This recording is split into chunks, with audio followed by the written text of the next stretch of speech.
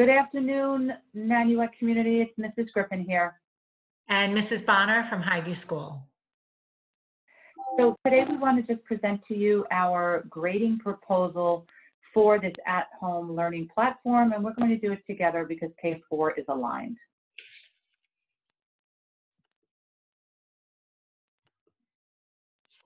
So our rationale in this distance learning environment was really to look at and research other thoughts and ideas that were going on in other school districts, but also working together K-4 and with our instructional coordinators and teachers to really examine during this really complex and challenging time what the best way to grade our students is in this last marking period.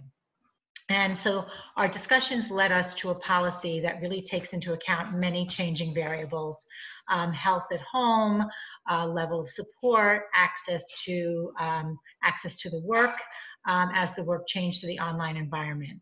And our grading policy will primarily focus on the degree to which our students are able to participate and engage in their assignments.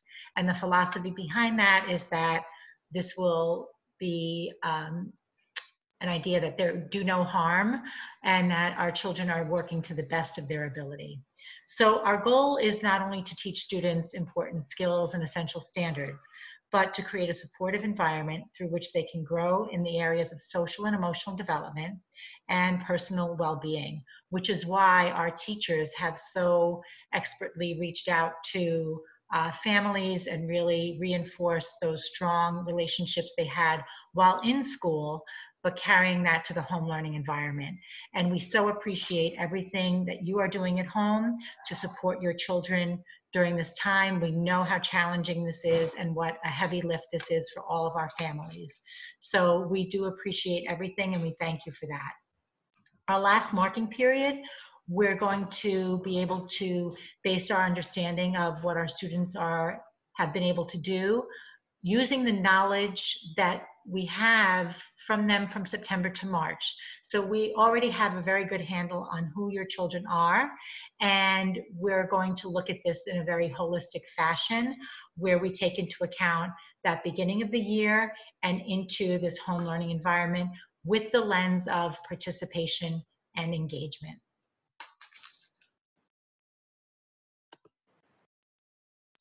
So as we move to grade for this particular marking period, we're going, instead of using our numeric formula from 1 through 4, we're going to be using the indicators that we put on for behaviors that we see in the classroom, which maybe that you see at home now. So we will be using C for consistently, S for sometimes, and for needs improvement.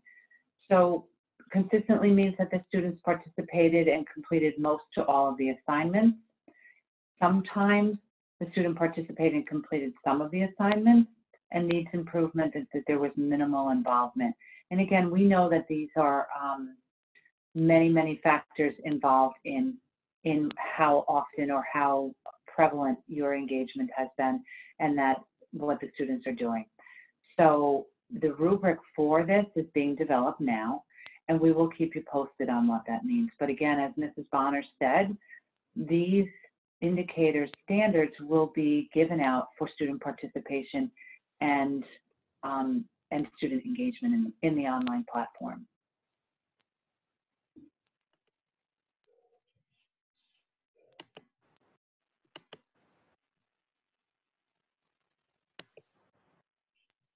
Oh, here we go. So we'll shift this a little bit. So the report card indicators for George Miller that are going to be looked at for the at-home learning platform will include, for our ELA, we're going to look at our foundation skills for kindergarten, the phonics skills, and your writing skills. And then for first and second grade, we're going to be looking at asking and answering questions about key ideas and details in a text, both those informational texts and the literature that you've been reading. In math, several of the indicators will be used, and the overarching standard has to do with understanding numbers and operations in base 10 and understanding measurement and data geometry, and all of this work you've seen your child or help your child do through the Envisions program and Dreambox.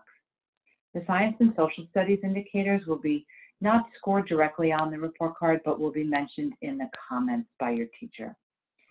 And also our special areas teacher will be writing comments based on what they've seen or if they've heard from you in terms of their involvement. At Highview School, we went through the same process and looked at the report card indicators, which were the standards that would be covered between March and June. And in looking at those for ELA, we're really focusing on the power or focus standards for reading comprehension. So literal comprehension and inferential comprehension, as well as writing. So that would be writing in response to reading, which is how our instruction has been designed during this time.